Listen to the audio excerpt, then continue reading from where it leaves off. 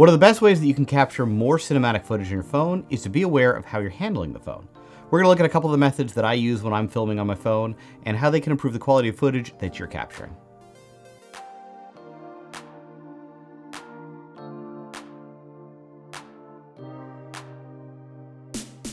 Stability on your phone can completely change the quality of the footage that you're capturing.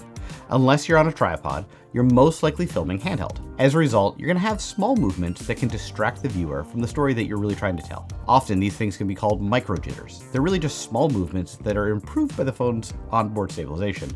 But anytime you jump into those tighter shots and the tighter lenses, you're going to be a harder time hiding these and eliminating them. The biggest way to improve the movements on your phone are to get a better grip on it. There's countless tools on the market, but today I'm going to look at a few of the ones that I use to capture handheld footage. I'm going to throw the links in the description to all the gear that I discuss, so if anything catches your fancy, go ahead and click those because it helps to support the channel and helps me to provide you with more content. First up is what I like to call the naked phone. I don't want to make it sound like I always use extra gear to capture footage. I don't always have extra gear with me. One of the best advantages to using your phone as a camera is you've always got it with you. Inspiration hits while you're strolling on the beach, you can quickly pull out your phone and grab some footage. The key is to make sure that you have a solid grip on the phone so you can get the most stable footage possible. I usually try to have two hands on the phone at all times while I'm filming and keep an awareness of the position of the phone, almost keeping it as an extension of my body. You're going to want your arms to move in more of a synchronized manner, working to keep the phone from wobbling. Another trick I try to do is to find something in the environment that helps me to stabilize the phone. Sometimes that's a rock or it might be a ledge, but the idea is I'm using that to treat it almost like a tripod. Or if I want it to be a moving shot, I use that platform as a way to keep my movement stable. It keeps my movement stable on a single axis, so I'm not moving left to right while also drifting up and down. You just want to find something that allows you to frame the shot that you're wanting to frame, and then work to make the platform serve the shot. The thing you want to keep an eye on is not wobbling the phone while you move it.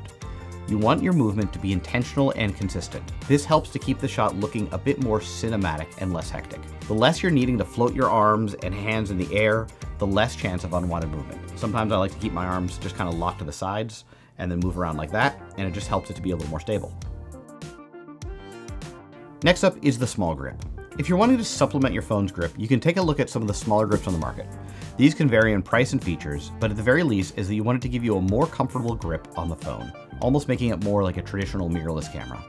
On the lower cost end, you have something like the Ulanzi Camera Grip.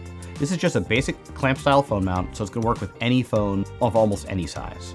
This gives you a bit more of a traditional camera grip, allowing you to have more solid grip on the phone. If you're an iPhone user, you want something with a little more features, ShiftCam offers the Snap Grip, which connects to your phone via MagSafe and also has a built-in charger, so it gives you a bit of a boost. If you're out filming on a hot day though, I want to let you know that if you're using the charger, you want to use it sparingly, as the charging heats up your phone, which can overheat your phone while you're filming. So just use the charger between shots or as you're traveling from location to location or if you're in air conditioning and you're good to go. Both options offer a remote trigger so you can start and stop your recordings from a touch of a button, keeping your fingers off the screen just a little bit more.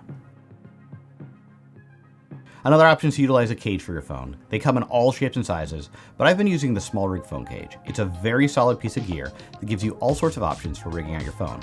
Everything from cold shoe mounts to do hard drives and audio, to 1/4-inch points so that you can put on tripod mounts, other handles, pretty much whatever you want to mount to this thing. It does offer a very solid MagSafe mounting system, but I actually will often use the included clipping system that will work with Android phones as well, because the previous ND system I used would only work with MagSafe, and I couldn't double MagSafe it up. But outside of that, it is very, very solid. The biggest downside that I've run into lately is with the current case I'm using, the Polar Pro case, which has a great ND filter that just locks right into the case.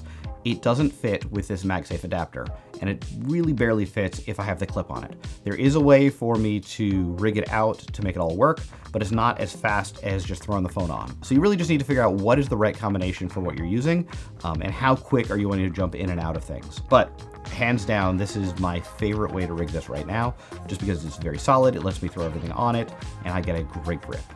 Now, it is kind of hard to throw this into your pocket, but I'm usually using a sling when I'm out on a shoot, so it's not that hard to throw this into it. The gimbal's a great tool to get more stable shots, but it does take a little more training than just going handheld. For those that aren't aware, a gimbal uses a set of motors and gyroscopes to keep your camera stable while you move around. It offsets the movement of the gimbal, as you see here, to eliminate some of the more extra hand and body movements that you normally would have. If you don't have a gimbal handy, just grab a chicken. Same idea. The issue with the gimbal is that it takes a little bit of learning. The gimbal's only effective if you properly balance it beforehand. It's a little easier with a phone than a full-size camera, but there is still some balancing involved. Otherwise, you could burn out the motors. If it's not balanced, it's also going to put extra strain on those motors and potentially make it jumpy, and it's just going to add some jitteriness that you're trying to get rid of. You also need to know how to maneuver it. It's not just a matter of moving it around, but how you walk to eliminate some of your steps and how you move it just to get the shots you want. There's a little bit of extra learning. Another way you can simulate this that doesn't always works beautifully on a sunny day outside, is action mode on an iPhone. It basically simulates the idea of a gimbal, but there's a little bit of a quality loss because it has to crop in order to get that shot. But if you don't have a gimbal handy, it's definitely worth giving that a shot because you can get some beautiful shots with it. Finally, you can use something totally out of left field, like the Zacuto Smart Z Finder. Zacuto was kind enough to send me this to demo it, and I'm going to do a full rundown in a couple videos from now. This gives you an entirely different type of grip on your camera, but one that can yield incredibly stable shots with minimal setup. It gives you multiple ways to basically get the camera up to your body, which eliminates a little bit more of that. So look forward to a review of this soon. I wanted to close out by saying thank you to all those that have reached out over the past few weeks while I was away from the channel. For those that are unaware, I lost my father unexpectedly back in November after he passed away peacefully in his sleep while he was on a sailing trip in the Atlantic.